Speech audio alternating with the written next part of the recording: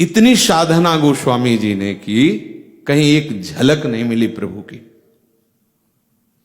प्रभु ने विधान बनाया हो, शौच का बचा हुआ जल, काशी के बाहर जाते थे शौच, एक वृक्ष में डालने लगे, उसमें प्रेत रहता था। भूत भावन की नगरी है।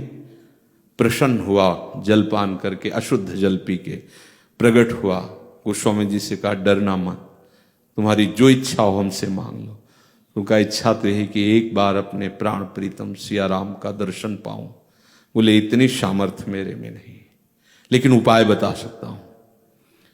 जहां भगवत कथा होती है वहां हनुमान जी महाराज विराजमान होते हैं। तो बोले जहां तुलसी घाट है, बाद में नाम तुलसी घाट, वहां भगवत चर्चा होती थी। तो बोले हम कैसे पहचानेंगे? बोले सबसे पहले आते हैं और सबसे बाद में जाते हैं। यह है कथा रसिक का स्वरूप। सबसे पहले आते हैं, मलिन भेष होगा, वृद्ध शरीर होगा, और सबसे बाद में जाते हैं। गोस्वामी जी को आज कथा में मन नहीं लगा, तो यही देख रहे थे कौन सबसे पहले आया है। तो देखा कि सबसे पीछे शांत मुद्रा में कृष्ण शरीर वृद्ध रूप धारण किए हुए महाबलशाली परम भागवत, जिनके रोम रोम से नाम ध्वनि प्रकट होती है, बलिहारी है उनके चरणों की। ऐसा अपने आराध्य देव में प्रेम, ऐसा प्रेम और ऐसी सेवा निष्ठा, राम काज कीन्हे बिनु मोह कहां विश्राम। रोम रोम से भगवान नाम स्फुरित होता रहता है। वो बैठे हैं, कुछ पाना है क्या उनको?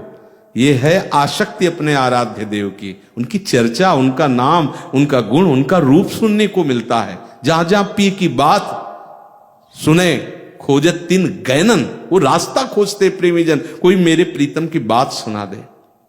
अकेले पढ़ना और सभा में इसका अंतर होता है, आप खुद अनुभव करना। देखा कथा हुई, सब चले गए, बाद में वहां की रज ऐसे लेके लगाई। महाभागवत है, सामर्थ्य ऐसी है कि प्रभु कहे तुम संतात उरिन मैं नहीं, मैं तुमसे उरिन नहीं हूं। और वो कैसे? कथा सुनने वालों की चरण रज से माथे में लगाई, प्रणाम के सबसे बाद के चले पीछे पीछे गोस्वामी जी। क्या यही हो सकते हैं हनुमान जी? क्या यही हो सकते हैं? महाबलशाली विक्रम रूप वाले, ऐसा सोच ही रहे थे कि पीछे मुड़े और कहा क्या है? तो उनका प्रभु मैं पहचान गया हूं, आप मेरे प्रभु के अत्यंत लाडले श्री हनुमान जी महाराज। भाग पड़े हनुमान जी, दौड़ लगा दी, और तुलसी घाट से लगभग 1.5-2 किलोमीटर का अंतर होगा, संकट मोचन जहां है, वहीं पकड़ पाए, क्योंकि वो पकड़ाना चाहते थे इसलिए। तुलसीदास जी ने चरण पकड़ा और कहा प्रभु मुझ अधम के पास कोई ऐसा साधन नहीं जिससे मैं प्रभु को देख सकूं, पर अब जिया नहीं जा रहा। लगता है जिनके लिए जीवन समर्पित हुआ उनको एक बार तो देख लूं। तो हनुमान जी ने कहा अवश्य, तुम अधिकारी हो, तुम्हें जरूर दर्शन होंगे, पर यहां काशी में नहीं, चित्रकूट में चला। समझ रहे? इशारा समझ रहे? आपको कहां लाया गया है? बाहर आओ, धाम आओ। कितनी बड़ी कृपा, आप समझ नहीं रहे।